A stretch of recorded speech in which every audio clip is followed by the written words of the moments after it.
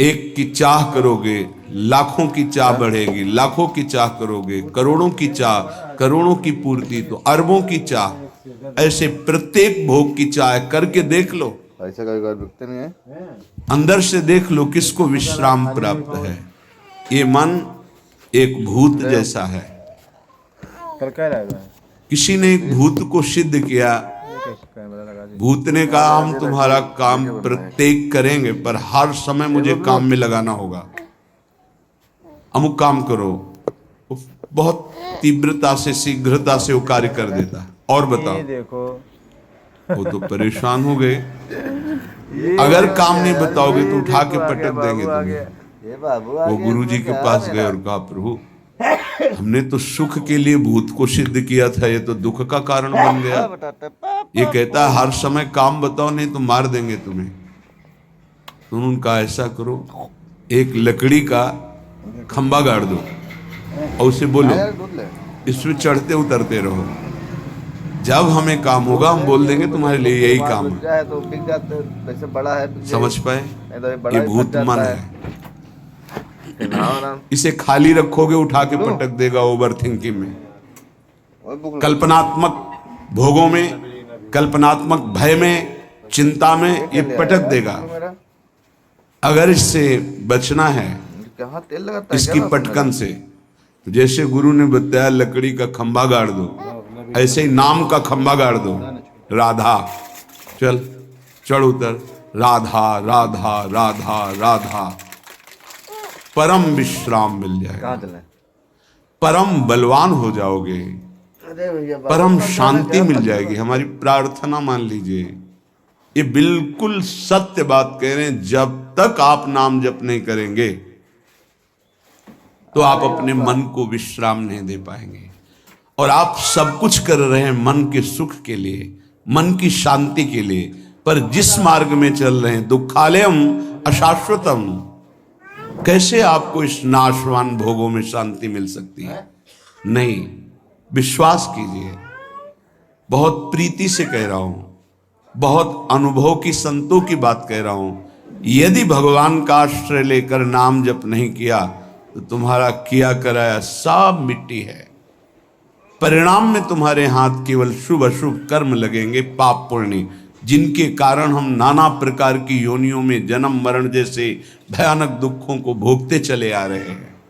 इसलिए भगवत चरणारविंद में परम सुख है, विश्राम है, शांति है, और वहीं हमें जाना है। भटक लो जितना भटकना है, लौट के तो यहीं आना है। ये भ्रम ऐसा बैठ गया है बड़े बड़ों के हृदय में कि धन से सुख है।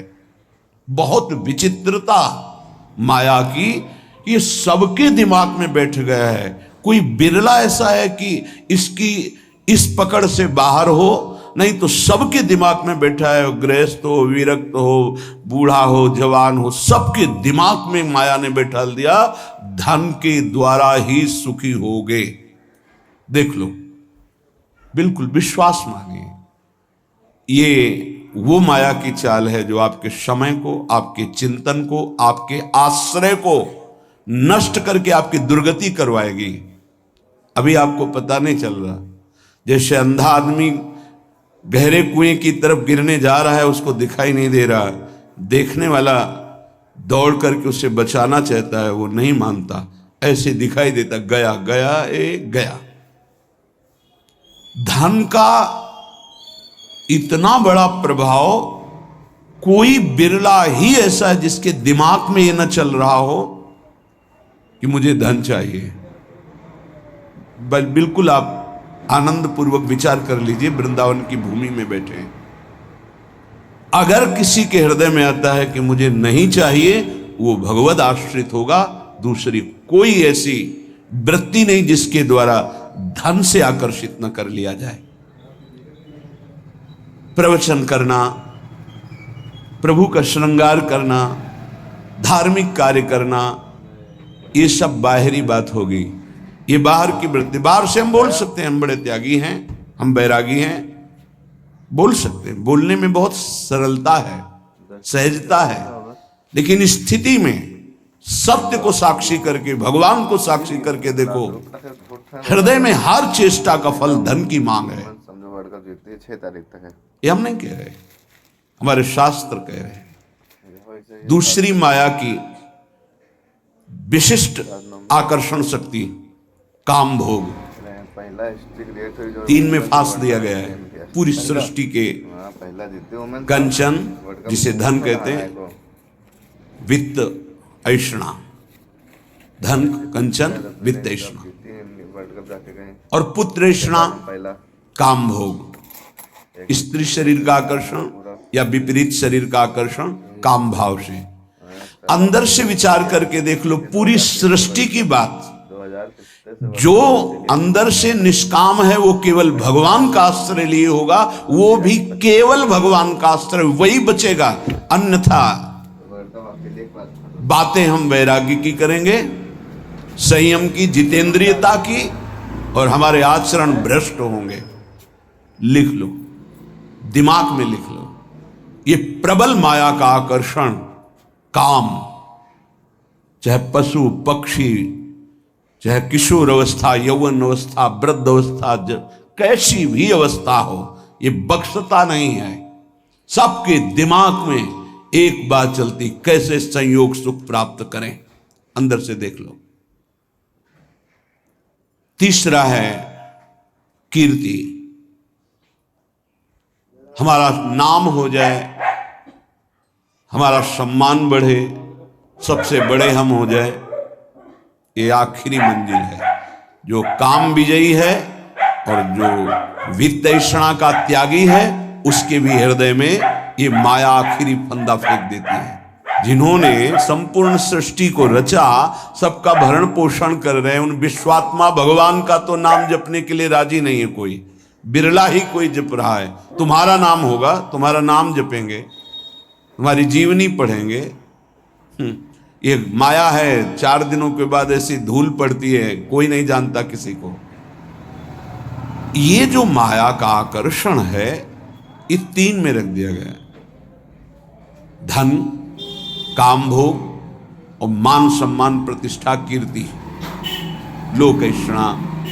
ये लोक ऐषणा आखिरी में गिरा ही देती, वही बचता है। जे राखे रघुवीर ते उबरे त्यू कालम, जे राखे रघुवीर। भगवान जिसे बचा ले तो लोक ऐषणा से बच जाए, नहीं वित्त ऐषणा पुत्र ऐषणा से बचा हुआ भी इस लोक ऐषणा में गिर जाता है। तीनों पर जो विजय प्राप्त कर लेता है, वो भगवत साक्षात्कार करता है, वो परम शांति को प्राप्त होता है। हृदय से महारानी जी का आश्रय मिलने का अवसर मिला है कि हर समय हम इस अभिमान में रहे कि हमारी श्यामा जी वही सब भरण पोषण करने वाली, वही हमें प्रेम प्रदान करने वाली, वही हमारा परम मंगल करने वाली। कहीं ये आश्रय में कुछ ना प्रवेश कर जाए, अन्य आश्रय कहीं ना हो जाए, ये उपासक देखता रहे। जो अन्य आश्रयी हैं उनको इस बात पर चिंतन करना चाहिए, विचार करना चाहिए, ये अन्य आश्रय आपकी दुर्गति के सिवा और कुछ नहीं कर सकता। अगर दुर्गति को रोक सकता है तो भगवत आश्रय रोक सकता है।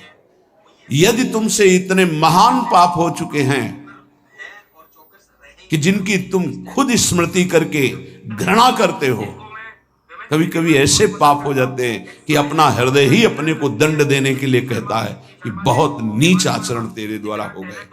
अगर ऐसा भी है और हमारे प्रभु की शरण में आ जाए तो बाहुओं में लेकर हृदय से लगाते हैं, ऐसा स्वभाव है। कोटि विप्र बदला गए जाहू, आए शरण तजऊ नहीं ताहू। इसलिए सबसे प्रार्थना है, ये मन, ये बुद्धि, ये माया इन पर बैठ करके आश्रय का बदलाव कर देगी। यदि गुरु कृपा से, सत्संग की कृपा से, प्रियालाल की कृपा से आपका आश्रय बन रहा है प्रभु प्रियाजू, तो ये बहुत जन्मों की साधना सुकृत सब फलीभूत हो रहे हैं। इससे मत फिसल जाना। अगर आश्रय है तो आपका परम कल्याण निश्चित है। ये माया आश्रय बदलती है, इसका कार्य है आश्रय बदलना। ये अंदर की बात को समझिए। हम ब्रह्मचारी नहीं हैं, हम संयमी नहीं हैं, हम तपस्वी नहीं हैं, भजनानंदी नहीं हैं, चलेगा। पर हम प्रियाजू के हैं, प्रियाजू के सिवा हमारा कोई नहीं है, ये आपको भगवत प्राप्ति करा देगा। यद्यपि भक्त अनन्य जो विषय इंद्रियन बस होए, कर्मठ कोटि जितेंद्रियन तेहि सम लहन। उसकी समानता करोड़ों कर्मकांडी और जितेंद्री नहीं कर सकते जिसके हृदय में अनन्यता आ गई है। इसलिए प्रार्थना है, समस्त साधनाओं का जो फल है वो आश्रय है। भागवत में बहुत बड़ी महिमा इस आश्रय की वर्णन की गई, आखिरी है 10वां आश्रय। नवधा भक्ति में नवी भक्ति पूर्णता है आत्मसमर्पण। यदि आप अपना मंगल चाहते हैं तो आप खुद देख लीजिए कितने बड़े साधना में आपका प्रवेश है, ईमानदारी से देख लीजिए। भरोसा नहीं है 1 मिनट बुद्धि का भी कहती भगवान प्यारे लगते, थोड़ी देर में कहेगी विषय प्यारे लगते हैं। इसका निर्णय ठीक नहीं, पागल है ये। हमारी जो बुद्धि है वो पागल है। एक क्षण में कहती ये मार्ग सत्य है, दूसरे क्षण में उत्तर देने लगती है। ऐसी बुद्धि का भरोसा नहीं। कितनी बड़ी साधना हो, अपराध बन जाए, वैष्णव अपराध, गुरु अपराध, इष्ट द्रोह, गुरु द्रोह, सर्वनाश हो जाता है। एक आश्रय है तो वो बचाता है, भगवद आश्रय। आश्रय को आप यदि समझ लें तो निश्चिंत हो जाएंगे, निर्भय हो जाएंगे, निःशोक हो जाएंगे। आप प्रभु के अंश हैं। ये प्रकृति प्रभु के द्वारा रची हुई है। ये भगवान का एक जादूमय खेल है। आप उनके अंश होकर इस खेल में फंस रहे हैं। वही गुरु रूप से, शास्त्र रूप से आपको इस खेल से निकलने का उपाय बता रहे हैं। पर आप ऐसे कपटी स्वभाव के हैं, छली स्वभाव के हैं। वो सर्वज्ञ प्रभु और गुरुदेव से भी छल करता है। हंसी की बात यह है कि जो तुम्हारा परम हित, परम मंगल, परम कल्याण प्रतिपल सोच रहे हैं, तुम उनसे छल और कपट कर रहे हो, केवल माया प्रेरित होकर के। क्या नहीं पता, क्या नहीं पता। तुम्हारे मन में जो स्फुरित होता है प्रभु को स्फुरित होने के पहले पता है। प्रभु कह रहे हैं और सब चलेगा। मोहि कपट छल छिद्र न भावा। और अगर अवगुण है तुम्हारे, धीरे धीरे सब ठीक हो जाएंगे। जन अवगुण प्रभु मानन काऊ, दीन बंधु अति मृदुल स्वभाव। लेकिन यदि आपके अंदर छल कपट है तो प्रभु कह रहे मोहि न भावा। नहीं, हम पापात्मा हैं, गलतियां हुई हैं, जैसे हैं नाथ आपके हैं, आपके सामने हैं। इससे आश्रय तत्व पुष्ट होता है। इसी आश्रय से घोर पातिकी को भगवत प्राप्ति हो जाती है। एक बार आश्रय ले लिया तो हमारे प्रभु छोड़ने वाले नहीं, आप छोड़ सकते हो, आपका स्वभाव है। प्रभु नहीं छोड़ेंगे। आश्रय का इतना विशेष महत्व है। जैसे कई बार सत्संग में सुनाया कि जगन्नाथ जी के श्रीअंग पार्षद कुसंग वशात वैश्यागामी हो गए। जब ये पता चला तो उनको बुलाया और कहा कि आप श्रीअंग सेवा भी करते हैं और वैश्या के संयोग में जाते हैं, तो 2 में से एक को स्वीकार करें, या तो जगन्नाथ जी की श्रीअंग की सेवा या वैश्या के संग। कामाशक्त चित्त हो गया था, इसलिए जगन्नाथ जी की सेवा छोड़ दी। पर खास बात, आश्रय नहीं छोड़ा। जगन्नाथ जी की प्रसादी पादुका अपने साथ ले गए। एक बार उठाकर सर में पादुका रख लेते और छाती से लगा के कहते, प्रभु मैं आपकी माया में फंस गया हूं, मेरी हिम्मत नहीं कि मैं इसका संग छोड़ सकूं, मैं आसक्त चित्त हो गया हूं।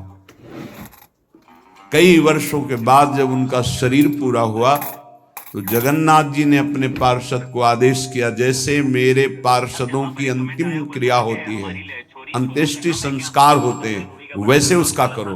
तो उन्होंने कहा, प्रभु उसने तो आपको छोड़ दिया, वैश्या को स्वीकार किया, अब हम कैसे कर सकते हैं? उनका जगन्नाथ जी ने कहा, नहीं, उन्होंने छोड़ दिया लेकिन हमने नहीं छोड़ा। हमारा स्वभाव छोड़ने का नहीं है। आप इस बात पर ध्यान दीजिए, कितना भी अपराध बन जाए भगवान अपने भक्त को नहीं छोड़ते। नामे भक्ता प्रणश्यति, वही जब अंत्येष्टि क्रिया बाहरी भगवान आदेश कर रहे हैं तो उनकी अंतिम गति में क्या भगवान कोई गड़बड़ी होने देंगे क्या? परम पद की प्राप्ति होगी। एक बार भगवान स्वीकार कर ले, आप आश्रित हो जाएंगे। एक बार कृष्णदास जी जो पुष्टि मार्गी हैं, आचार्य चरण से कुछ ऐसा, तो बाजार में देखा सुंदर जलेबी मिल रही थी, इससे देखो ओ ये तो श्रीनाथ जी के लिए बहुत सुंदर, अब भाव में भर गए। तो उधर जब आचार्य चरण ने पर्दा खोला तो श्रीनाथ जी जलेबी पा रहे थे, तो कहा जय जय, बाजार की वस्तु तो आपको भोग लगती नहीं और हमने अभी लगाया नहीं, ये कहां से आप पा रहे हैं? उन्होंने भाव में लगाया भोग और यहाँ साक्षात श्रीनाथ जी पा रहे। वह कृष्णदास ने बाजार से भोग लगाया है, वह प्रभु कृष्णदास जी का तो त्याग कर दिया गया है, फिर आप भोग। बोले आप आचार्य हो, आप गुरु हो, आप त्याग कर सकते हो, पर मेरा स्वभाव नहीं। एक बार जिसे पकड़ लिया उसे मैं कभी छोड़ नहीं सकता, वो भले मुझे छोड़ दे, मैं उसे नहीं छोड़ सकता। भाई जी महाराज से स्वामी अखंडानंद जी ने कहा आप अपने मन की कोई एक बात बता दें। यही बात बताई कि उमा राम स्वभाव जिन जाना, ताहि भजन तजी भाव न आना। जिसने भगवान का स्वभाव जान लिया उसे भजन को छोड़कर कुछ अच्छा नहीं लगता। मान लीजिए, कृपा कर दीजिए, अपने ऊपर कर दीजिए, हमारे प्रभु का नाम तुम्हारी समस्त समस्याओं का समाधान है। इससे बढ़ के क्या हो सकता है? बस कुछ दिन मन लगे ना लगे, काम बने ना बने, कोई लाभ दिखाई दे ना दिखाई दे, आप सतत नाम जपने का प्रयास कीजिए, परिणाम में नाच पड़ेंगे आप। पहले आपके पापों का नाश होने दीजिए। नाम का प्रभाव महा अमृत में, जिसने नाम को स्वीकार किया, चाहे वो जैसा रहा हो, उसका परिणाम बड़ा मंगलमय निकला है। देखो आप कैसे हैं, कौन है, हमारे भगवान ने ये सब नहीं देखा। आपने भगवान का नाम उच्चारण किया, बस इसी से भगवान मिल जाएंगे। अहोगत सुपचतो गरियाम यज्जिभ्याग्य वर्तते नाम तुभ्यम। वो चाहे चांडाल क्यों ना हो, नीच आचरण करने वाला क्यों ना हो, यदि वो नाम जपना शुरू कर दिया तो गरियाम वो सर्वश्रेष्ठ हो जाता है।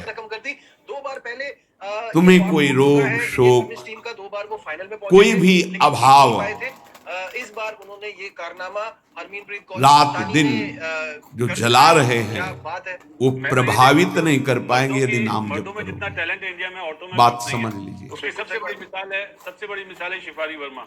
ये छोटे मोटे रोगों की क्या बात जो 4 दिन में ठीक हो जाती है। आजीवन जब तक श्वास शरीर पे है कैप्टन को जाता है तब तक भयानक कष्ट के द्वारा जीना है। 4-5 महीने में तीसरा इवेंट इंडिया ने जीता है। अगर नाम चल रहा है तो इसका कोई कुप्रभाव नहीं है। मन शांत है, प्रसन्न है, 100 में 1% भी इसकी कोई परवाह नहीं, कोई चिंता नहीं। जो शास्त्र में लिखा है वो जीवन के अनुभव में उतरना चाहिए।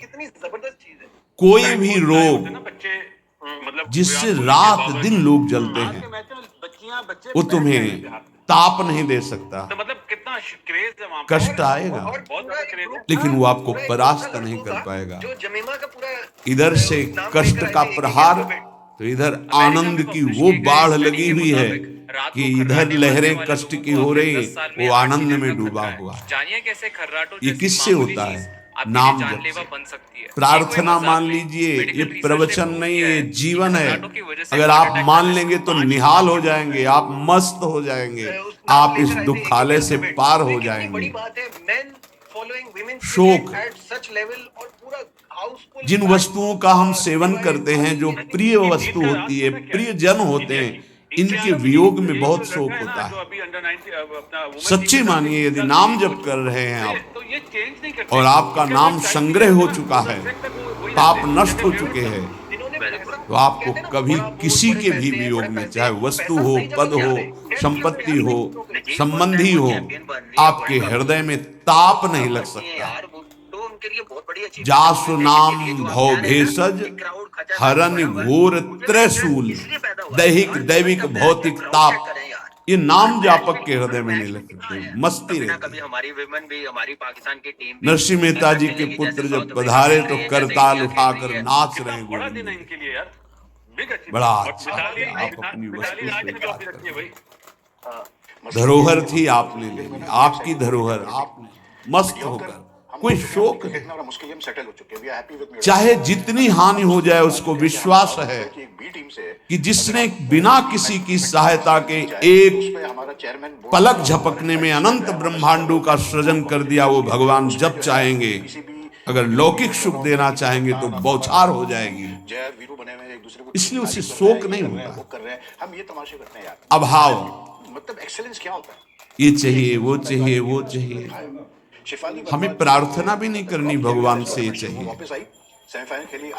सच्ची मानिए, जैसे छोटे बच्चे का ध्यान माता स्वयं रखती है, क्योंकि वो मांग अपनी प्रस्तुत नहीं कर सकता। समय से कब उसे भोजन पवाना है, कब कौन सा वस्त्र धारण करवाना है, कब क्या उसकी सेवा करनी, ये स्वयं माँ चिंतन करती है। ऐसे अनंत माताओं का वात्सल्य लिए हुए हमारे प्रभु अपने जनों का चिंतन करते हैं। योगक्षेमम वहाम्यहम शब्द पर ध्यान दीजिए। अपना कार्य है अनन्यश्चिन्तयन्तो माम, भगवान का कार्य है योगक्षेमम वहाम्यहम। हम नाम जप करते हुए अपने कर्तव्य का पालन कर रहे, और श्री भगवान अपने कर्तव्य का, योगक्षेमम वहाम्यहम, जो अप्राप्त है उसे प्राप्त करा दूंगा, जो प्राप्त है उसकी रक्षा करूंगा, इसे कहते हैं योगक्षेमम। तू क्यों रो रहा है? अब मत रो, अब भगवान नाम जप कर, नाम रट। फिर देख, जन्म जन्म से ये घिघियाते रोते चले, यार ये दे दो, ये दे दो, ये दे दो, फिर मरे, फिर वहीं से शुरू, ये दे दो, ये दे दो। कब तक ये भिखमंगापना हमारे मन में बैठा रहेगा? अरे मंगलो भलो न बाप सो, जो प्रभु राखे टेक। अविनाशी का बच्चा घिघियाता घूम रहा है विषयों में, समझ में नहीं है ना, समझ में प्रभु की समझ नहीं है, इसीलिए ये दुर्दशा होती चली जा रही। एक जन्म से असंख्यों जन्म हो गए ये मांगते मांगते। ये मंगतापना कब मिटेगा? ये अभाव कब मिटेगा? जब भाव का पता चल जाएगा। आप बहुत बड़े के हैं, आप स्वयं परमानंदमय हैं। आपको किसी वस्तु, स्थान, व्यक्ति से आनंद की खोज नहीं करनी। बस बाहर भटक रहे हो, इसलिए तुम्हारा जो भाव है वो अंतर्हित हो चुका है।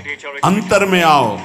न सोचति न कांक्षति समः सर्वेषु भूतेषु मद भक्तिम लभते पराम। न कोई शोक, न कोई चिंता, एक परमानंद की अनुभूति। ना मानो तो भोग लो, जलो। ये माया दुर्दशा कर देगी, ना मानो, जलते रहो।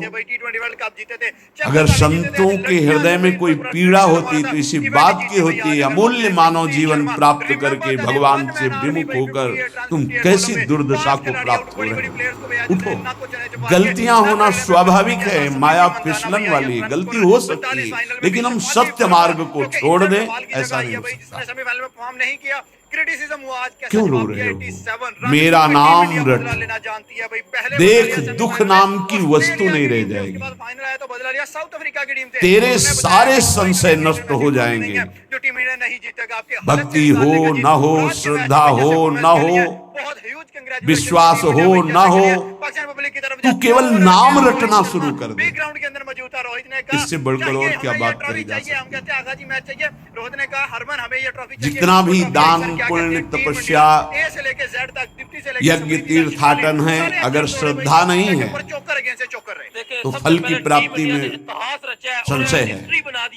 मंत्र जप रहे हैं, श्रद्धा विश्वास नहीं तो फल की प्राप्ति में संशय है। चेन हमने भी लेकिन नाम जप कर रहे हैं, बिल्कुल आपकी श्रद्धा नहीं है, तो भी भाव कुभाव अनख आलसो नाम जपत मंगल दिश दशो तन्नास्ति कर्मजम लोके वाग्जम मानसमेव वा यन्न छपयते पापम कलौ गोविंद कीर्तनम। यदि आपसे शारीरिक पाप बन गए हैं, मानसिक पाप बन गए हैं, वाणी के द्वारा अपराध बन गया है, चिंता मत करो। आप कोशिश करो कि पाप ना बने और गोविंद गोविंद हरि हरि कृष्ण कृष्ण राधा राधा राधा ऐसा नाम उच्चारण करो। नाम उच्चारण से सारे पाप नष्ट हो जाएंगे।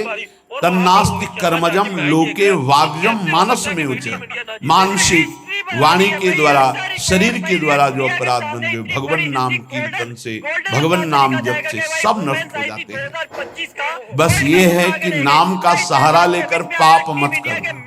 अब तक जो हुए सो हुए, चूक हो जाएगी तो नाम भस्म कर देगा उस पाप को। जानबूझ करके संकल्प करके हर्षित होकर पाप करेंगे कि शाम के नाम जप कर लेंगे, दिन भर पाप करते हैं, तो फिर वो नामापराध लागू हो जाएगा और वो प्रभाव नाम का नहीं पड़ेगा और आपको उसका दंड मिलेगा। दुनिया को बता गए हिस्ट्री का पहला वर्ल्ड कप, उठते बैठते खाते पीते सोते सुख में दुख में, ये पहला वर्ल्ड कप है।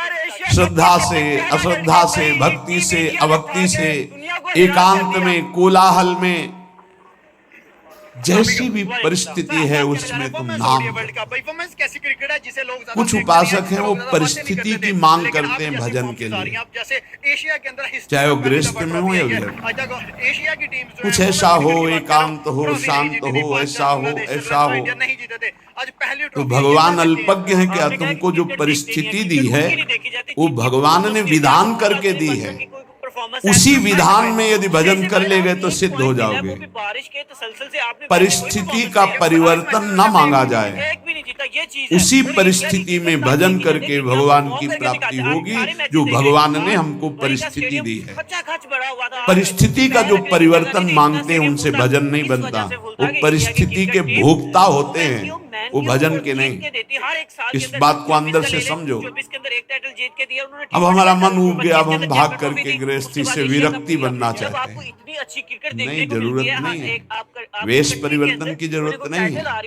यदि आपने गृहस्थ धर्म स्वीकार किया है तो परिवार के भरण पोषण की जिम्मेवारी है, तो मेहनत कीजिए और नाम जप कीजिए, परिवार का पोषण कीजिए, भगवत प्राप्ति हो जाएगी। भाग के जाओगे तो जो कुछ तुम्हारा पुण्य बना है उससे तुम्हें जो वैराग्य हुआ है, वो जहां आपने दूसरों का अन्न पाया और जहां प्रणाम नमस्कार स्वीकार किया वो खत्म हुआ, फिर ऐसा मन चिंतन कराने लगेगा कि गृहस्थी से भी गिरी स्थिति हो जाएगी।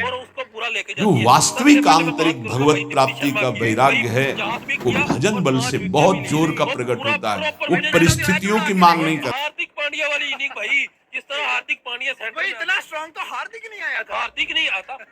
और इनकी लड़कियां ओडीआई में 100 से ऊपर स्ट्राइक रेट से खेल रही है। हमारे लड़के नहीं खेल पाते ओडीआई में 100 के ऊपर के स्ट्राइक रेट से, इनकी लड़कियां 100 के ऊपर के स्ट्राइक रेट से खेलती जा रही हैं। इसको कहते हैं भाई माइंड दैट, इसको कहते हैं क्रिकेट की पावर। उनका जो सिस्टम है ना, वो सिस्टम पीछे से सही है, प्रॉपर उनका आईपीएल लड़कियों का भी होता है, उनकी डोमेस्टिक होती है। अब मैं नहीं याद कि हमने कोई वर्ल्ड कप में कोई मैच जीता और ये फाइनल जीत के चले गए, तो देखें ये क्रिकेट की दुनिया पे जो ये राज कर रही है ये खत्म नहीं होने वाला। अब मैं कह रहा हूँ, ये बात मेरी लिख ले, ऑन रिकॉर्ड कह रहा हूँ, ये जो स्ट्रीक अब शुरू हो गई है, लड़कों ने स्टार्ट की 2024 में स्टार्ट हुई और आज तक वो जीते ही जा रहे हैं। अब इन्होंने भी स्टार्ट कर दिया और ये स्ट्रीक भाई अब खत्म नहीं होने वाली, ये अब दिन ब दिन ऊपर जाएगी।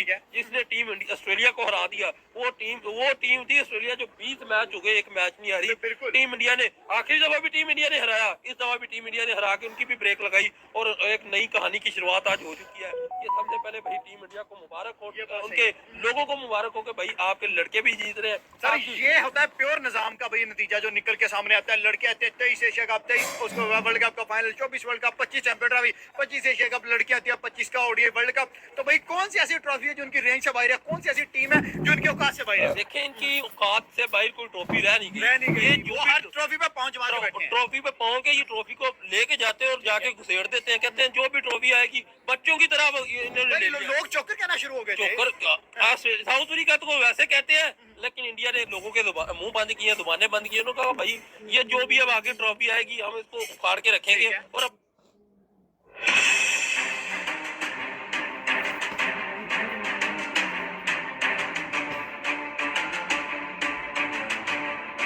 दोस्तों, आपने शायद ही कभी क्रिकेट के मैदान पर हार और जीत का इतना गहरा और विरोधाभासी भावनात्मक प्रदर्शन देखा होगा। एक तरफ 52 साल का इंतजार खत्म होने की बेतहाशा खुशी थी, तो दूसरी तरफ एक सपना टूटने का, जमीन पर बिखर जाने का दिल दहला देने वाला मंजर था। जब भारत की बेटियां इतिहास रचकर पहली बार वर्ल्ड चैंपियन बनी, तो उनके जश्न में हर आंसू खुशी का था। लेकिन वहीं दूसरी तरफ साउथ अफ्रीका की कप्तान लॉरा वोलवार्ड और उनकी टीम मैदान पर ही घुटनों के बल बैठकर रो पड़ी। ये लम्हा दिखाता है कि खेल सिर्फ स्कोरबोर्ड नहीं होता, ये इंसानी जज्बातों का तूफान होता है। खुशी की सुनामी और गम का सैलाब। फाइनल के बाद का भावनात्मक मंजर, जब नडाइन डी क्लर्क का कैच हवा में गया और हरमनप्रीत कौर ने पीछे भागते हुए उसे लपका। उस एक सेकंड में 52 साल का इंतजार खत्म हुआ। मैदान पर तुरंत ही खुशी की सुनामी आ गई। लेकिन क्या आपने देखा उसी समय दूसरे छोर पर क्या हुआ? साउथ अफ्रीका की खिलाड़ी मैदान पर ही जमीन पर गिरकर रोने लगी। यह वो दिल दहला देने वाला मंजर था जो इस फाइनल को सिर्फ एक मैच नहीं बल्कि एक महाकाव्य बनाता है। ये मैच अब खत्म हो चुका था। स्कोरबोर्ड पर 52 रन से भारत की जीत दर्ज हो चुकी थी। डीवाई पाटिल स्टेडियम नीले रंग की रोशनी और शोर से दहल रहा था। वंदे मातरम का संगीत हवा में गूंज रहा था। एक तरफ हरमनप्रीत कौर और उनकी टीम एक दूसरे को गले लगाकर रो रही थी। ये वो आंसू थे जो बरसों की मेहनत और निराशा के बाद निकले थे। लेकिन दोस्तों, इस जश्न के पीछे साउथ अफ्रीका के डगआउट और मैदान पर एक ऐसा सैलाब उमड़ रहा था जिसने हर देखने वाले का दिल चीर दिया। ये कहानी सिर्फ जीत की नहीं है, ये हार के सम्मान और टूटे हुए दिल की भी है। आइए इस भावनात्मक रात के हर पहलू को गहराई से समझते हैं। इस मैच में दोनों टीमों पर जो भावनात्मक दबाव था वह किसी भी आम क्रिकेट मैच से कहीं ज्यादा था। भारत के लिए चुनौती। भारतीय महिला टीम 2 बार 2005 और 2017 फाइनल में पहुंचकर चूक चुकी थी। हरमनप्रीत कौर खुद 2017 की हार का दर्द झेल चुकी थी। उनके लिए चुनौती यह थी कि क्या वे इस बार फाइनल फोबिया को तोड़ पाएंगी और 50 साल के इतिहास में पहली बार ट्रॉफी जीत पाएंगी। अगर वो हारती तो यह निराशा शायद हमेशा के लिए उनका पीछा करती। साउथ अफ्रीका के लिए समस्या। साउथ अफ्रीकन टीम को क्रिकेट की दुनिया में हमेशा चोकर्स कहा जाता रहा है, यानी बड़ी प्रतियोगिताओं के अंतिम चरण में हार जाने वाली टीम। ये उनका पहला वनडे वर्ल्ड कप फाइनल था। उनके लिए चुनौती यह थी कि क्या वे इस भारी भरकम टैग को हटाकर इतिहास रच पाएंगी या एक बार फिर ये बोझ उनकी छाती पर हमेशा के लिए अंकित हो जाएगा। हार का मतलब था इस टैग का बोझ और ज्यादा बढ़ जाना। ये सब जानते थे कि जब मैच खत्म होगा एक टीम इतिहास रचेगी और दूसरी टीम टूट जाएगी। जब दीप्ति शर्मा ने नडाइन डी क्लर्क का विकेट लिया और हरमनप्रीत ने कैच लपका, तो मैदान पर तुरंत ही 2 अलग-अलग कहानियां शुरू हो गई। ये सिर्फ एक जश्न नहीं था, ये 52 सालों की निराशा का विस्फोट था। हरमनप्रीत का कैच और पहला रिएक्शन। जैसे ही कैच पूरा हुआ, हरमनप्रीत कौर की चीख पूरे स्टेडियम में गूंज उठी। वह गेंद को हवा में उछालकर अपनी गति को धीमा किए बिना भागती रही और सीधे दीप्ति शर्मा के पास पहुंची। दोनों ने एक दूसरे को इतनी जोर से गले लगाया कि ऐसा लगा जैसे उन्होंने दुनिया की सारी ताकत लगा दी हो। उनके चेहरे पर जीत की खुशी नहीं थी, बल्कि राहत थी। ये लम्हा दिखाता था कि उन पर कितना भारी दबाव था। आंसू बहाती राचा घोष और स्मृति मंधाना, टीम की युवा विकेटकीपर। राचा घोष जमीन पर घुटनों के बल बैठ गई और रोने लगी। ये शुद्ध बेकाबू खुशी थी। अनुभवी खिलाड़ी स्मृति मंधाना, जो 2017 की हार में भी थी, उनके चेहरे पर भी आंसू थे, लेकिन उनके होंठों पर एक बड़ी सुकून भरी मुस्कान थी। उन्होंने अंजलि सरवानी और अमनजोत कौर को गले लगाया। यह वो पल था जब टीम की एकजुटता, उनका भाईचारा सबके सामने आया। शेफाली का जोश, player of the match. Shefali Verma ने एक अलग ही तरीके से जश्न मनाया। उन्होंने हवा में मुक्के मारे, अपनी बैट को घुमाया और मैदान पर दौड़ लगाई। वह सबसे कम उम्र की खिलाड़ी थी और उनका जोश बेमिसाल था। उनके लिए यह पहली बड़ी ट्रॉफी थी और उनका रिएक्शन दर्शाता था कि उन्होंने एक ही दिन में एक तूफानी पारी खेली और 2 महत्वपूर्ण विकेट लिए, जिसके बाद उन्हें इस जीत का कितना इंतजार था। कोच अमोल मजूमदार का सुकून। भारतीय क्रिकेट के नियरली मैन कहे जाने वाले कोच अमोल मजूमदार, जिन्हें उनके खेलने के दिनों में भारतीय टीम की व्हाइट जर्सी पहनने का मौका नहीं मिला, उनके चेहरे पर एक असीम शांति थी। उन्होंने चुपचाप ड्रेसिंग रूम की तरफ देखा और तालियां बजाईं। ये जीत उनके लिए भी बरसों का घाव भरने जैसा था। अगर भारत में सुनामी आई थी तो साउथ अफ्रीकन कैंप में एक गहरा गड्ढा बन गया था। जमीन पर गिरकर रोती खिलाड़ी। जैसे ही हार पक्की हुई, कई साउथ अफ्रीकन खिलाड़ी मैदान पर ही जमीन पर गिर गई। वे सदमे में थीं। अनुभवी खिलाड़ी क्लो ट्रायोन अपने हाथ से चेहरा ढककर जमीन पर बैठ गई। नॉन कुलुलेको मलाबा ने तो अपना सिर जमीन से लगा लिया। ये किसी खेल का अंत नहीं था, ये एक सपने का सामूहिक टूटना था। लॉरा वॉलवार्ट का अकेलापन। साउथ अफ्रीका की कप्तान लॉरा वॉलवार्ट, जिन्होंने 101 रनों की शानदार पारी खेली थी, उस समय बाउंड्री लाइन के पास खड़ी थी। उनका चेहरा पत्थर जैसा था। उनके शतक पर किसी को कोई खुशी नहीं थी। वह चुपचाप खड़ी रहीं, दूर से भारतीय टीम का जश्न देखती रही और उनके चेहरे पर एक गहरा असहनीय दर्द झलक रहा था। वह शायद सोच रही होंगी